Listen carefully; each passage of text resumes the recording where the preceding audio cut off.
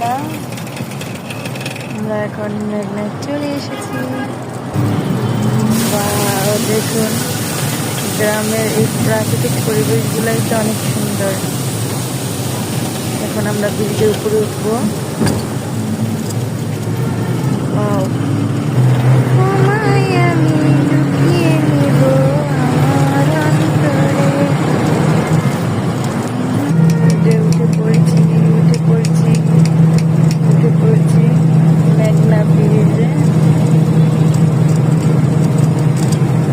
জীবনটাকে আসলে যতটা সুন্দরভাবে উপভোগ করবেন ততটাই সুন্দর লাগবে।